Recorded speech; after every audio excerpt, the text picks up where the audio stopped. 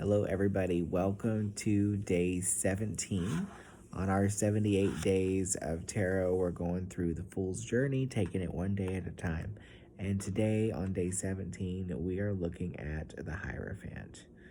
And the Hierophant he's about education.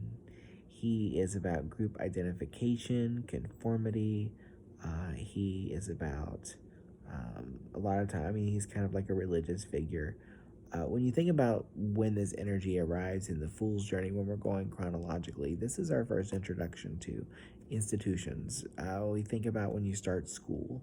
It's like we're used to living under mom and dad's rules, but now we have this induction almost into the collective, like a group of school or church or like a sports team. These types of groups, when we join into, we are expected to conform to the rules and expectations that those groups also kind of take into. So this is that part of the journey where we begin to learn what these rules are for different kinds of situations, whether, those different examples that I listed off. So that's it's also about traditionalism, being traditions and having different types of traditions in our life, and those sorts of things. So this is the Radiant Rider-Waite.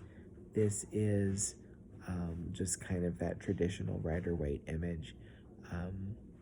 Guy sitting on his, I don't know what gosh, forgive me, I don't actually know all of the symbolism. I just know that he's kind of a religious figure. There's some keys on the bottom, a couple of dudes there. If I start digging into this, I'm sure we could get a lot of stuff out of that. But looking at Ciro Marchetti's, he kind of takes almost more like a stained glass approach. There's no stained glass on that really. I don't know.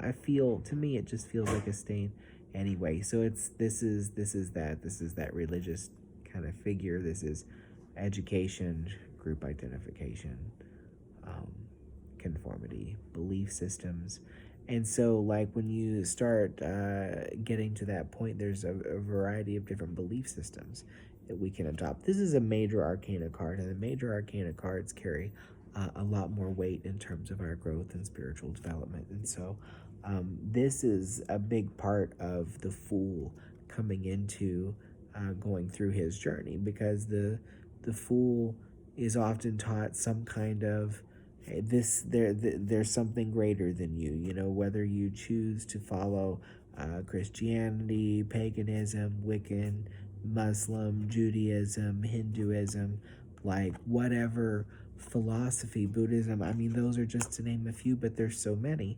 This card, this point in the journey, is when we begin to find a belief system that kind of works for us, and we learn to adopt the belief systems that go with the group of that sort.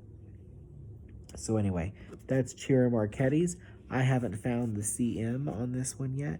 If you have not found the CM on the King of Swords yet, that is a really hard one. That one should be worth bonus points, because that one's actually really hard to see.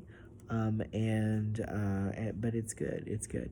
So anyway, this is the Urban Tarot, the Hierophant of the Urban Tarot, and this it looks like a reverend, right? It just looks like a reverend or a priest. He's got his collar up there, and he just looks like he's standing at the altar giving a sermon. When I looked at this, I felt very judged. I felt very judged when I was looking at it. I was like, this man is very judgy, and he is very much speaking down to his congregation. I don't typically associate those energies with the Hierophant, but it's interesting that the Urban Tarot would kind of present it in that way. Tell me what you guys think about that in the comments below. Thank you guys so much. I give myself an option on Sundays. I may not post a video on Sundays, and some days, if the energy of the card's kind of hard for me, I don't always post. So if I am a little behind, if you feel like you're behind or whatever, that's fine. Just start where you are. Don't feel like you have to go back and catch up on every day. Just get in where you feel comfortable, you know? Anyway, that's all I have for you guys. Love and light to you beautiful people. Catch you on the next video. Thanks a lot. Bye now.